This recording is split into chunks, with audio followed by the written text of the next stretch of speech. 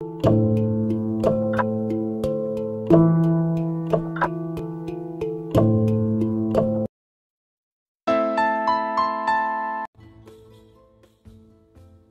Series کی آج کی ویڈیو میں آپ وولف بھیڑیے سے متعلق دلچسپ معلومات سنیں گے اور پھر قرآن پاک میں فرزی بھیڑیے اور حضرت یوسف علیہ السلام کا جو قصہ بیان کیا گیا ہے وہ بھی مختصر طور پر سنیں گے۔ آپ اینیمل سیریز کی پہلی کہانی جو کہ اونٹ سے متعلق ہے playlist Quran stories of animals میں جا کر سن سکتے ہیں۔ اس ویڈیو کی ڈسکرپشن میں بھی لنک دیا گیا، اس پر کلک کر کے آپ سن سکتے ہیں۔ آگے بڑھنے سے پہلے ہمارا چینل سبسکرائب کر لیں اور بیل آئیکن کو بھی پریس کر لیں۔ گوشت خور جانوروں میں بھیڑیا بہت خونخوار جانور ہے۔ اس کی شکل و صورت کتے سے ملتی جلتی ہے۔ اس کی انسان دشمنی اس وجہ سے بھی مشہور ہو گیا کہ بھیڑیا کسانوں کی بھیڑ بکریاں ہڑپ کر جاتا ہے۔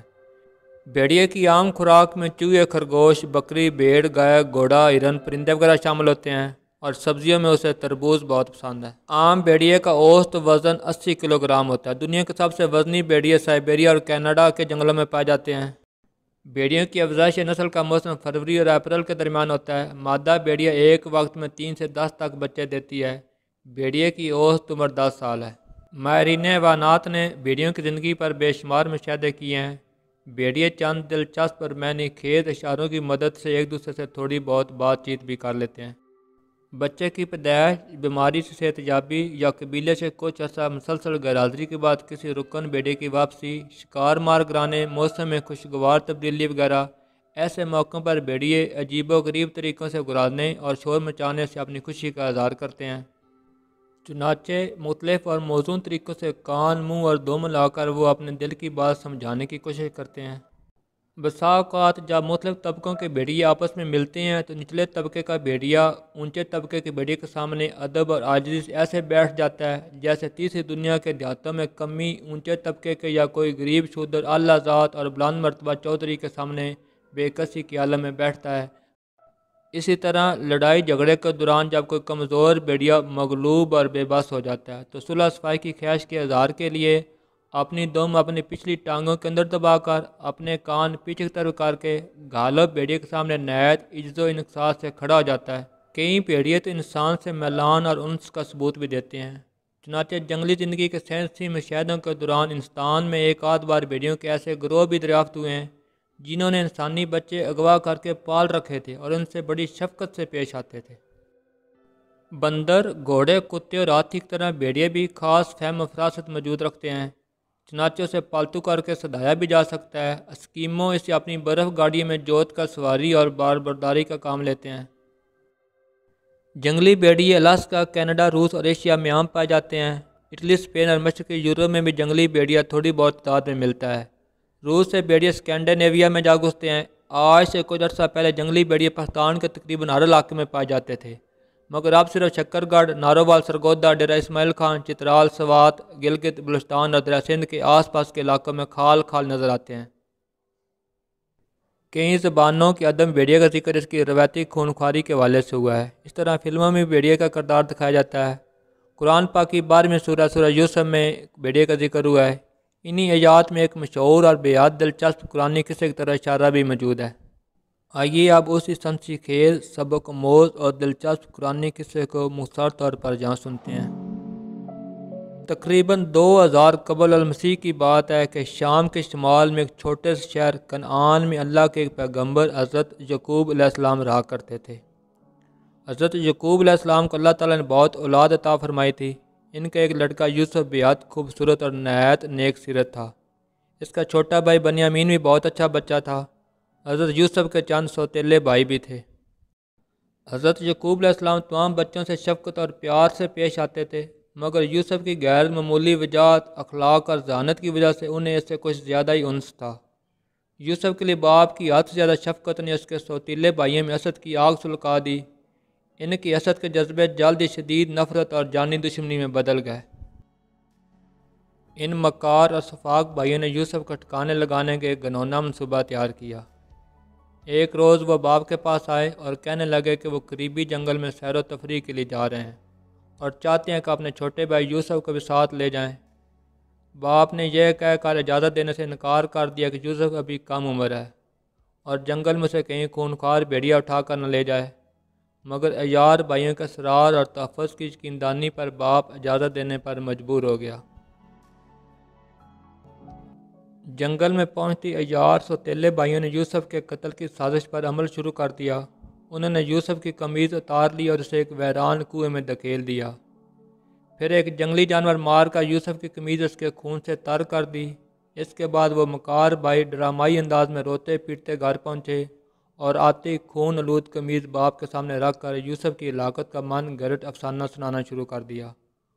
انہوں نے کہا کہ جنگل پہنچ کر ہم ادھر ادھر گھومنے پھرنے لگے، پھر ہم دوڑے لگانے میں مصروف ہو گئے۔ ہم نے یوسف کو سامان کی حفاظت کے لیے ایک جگہ پر بٹھا دیا تھا۔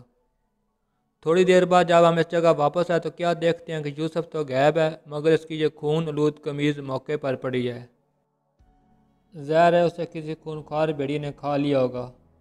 مکار بیٹوں کے اس فضی ڈرامہ سے حضرت یعقوب علیہ السلام کو شدید صدمہ ہوا۔ انہیں اس جھوٹے قصے پر بالکل یقین نہ آتا تھا، مگر چونکہ آپ بے حد صابر تھے اس لیے معاملہ اللہ پر چھوڑ کر چپ ہو رہے۔ اس غمناک واقعے کے بعد آپ بہت پریشان اور افسردہ رہنے لگے۔ جوں جوں دن گزرتے گئے یوسف کی یاد انہیں زیادہ تڑپانے لگی۔ ادھر یوسف کے بھائی نے جس روز اسے کنویں میں دھکیلا تھا اسی روز وہاں سے مصر جاتا ہوا ایک تجارتی قافلہ گزرا تھا۔ ایک مسافر نے پانی کے لیے ڈول کنویں کے نیچے لٹکایا تو یوسف اسے چپک گئے۔ جب ڈول باہر نکالا تو پانی کے بجائے یوسف اس میں موجود تھے۔ قافلہ والے اس عجیب و غریب منظر سے حیرتوں میں ڈوب گئے۔ وہ یوسف کے خداداد حسن و جمال سے بے حد متاثر ہوئے۔ وہ اسے اپنے ہمراہ مصر لے آئے اور آتے ہی شاہی خاندان کے بہت بڑے سردار کے ہاتھوں فروخت کر دیا۔ مصری سردار فوتی یوسف کی شخصیت اور کردار سے بہت متاثر ہوا۔ اس کو اپنا منہ بولا بیٹا بنا کر اپنی شاندار حویلی میں رکھ لیا۔ اس نے رفتہ رفتہ حویلی کے تمام انتظامی امور آپ کے سپرد کر دیے۔ اچانک حالات نے عجب پلٹا کھایا۔ سردار فاتح کی حسین و جمیل بی زلیخا یوسف پر فریفتہ ہو گئی۔ زلیخا نے کئی بار یوسف کو پھسلانا ورگلانا چاہا، مگر ہر بار بری طرح ناکام ہوتی رہی۔ یک طرفہ عشق میں یوں مسلسل ناکامی سے زلیخا کا دل ٹوٹ گیا۔ آخر تنگ آ کر اس چلاک عورت نے حضرت یوسف علیہ السلام پر بہتان لگا کر انہیں جیل میں بھجوا دیا۔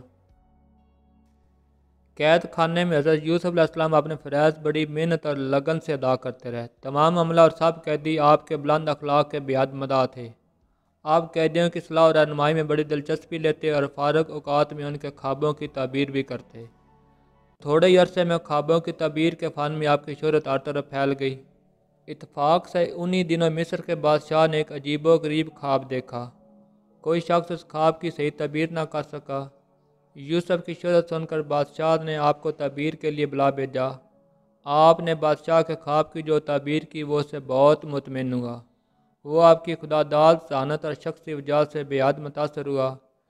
اس نے اسی وقت آپ کی رہائی کا حکم دے دیا اور آپ کو شاہی خزانے اور امور زراعت کا وزیر مقرر کر دیا۔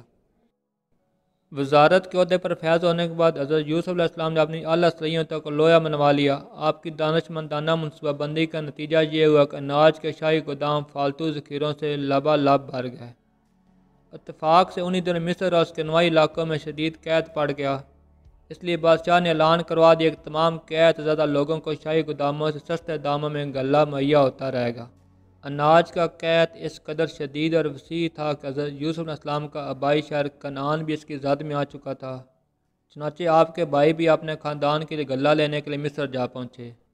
وہ آپ کو نہ پہچان سکے مگر آپ نے انہیں پہچان لیا۔ پھر کچھ عرصہ بعد آپ نے بڑے ڈرامائی انداز میں اپنے بھائیوں کو اپنے متعلق کنویں میں دھکیلے جانے والی حرکت اور بھیڑیے کے من گھڑت قصے کے بارے میں سب کچھ بتا دیا۔ سوتیلے بھائی شرمندہ ہو کر آپ کے قدموں میں گر پڑے۔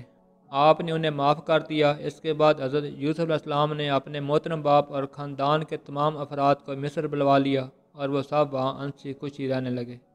اس عجیب و غریب قرآنی قصے میں مکاری کی برائی، صبر کا پھل، ذہانت کی قدردانی اور نیکی کی عظمت جیسی اہم باتوں پر ڈرامائی انداز میں روشنی پڑتی ہے۔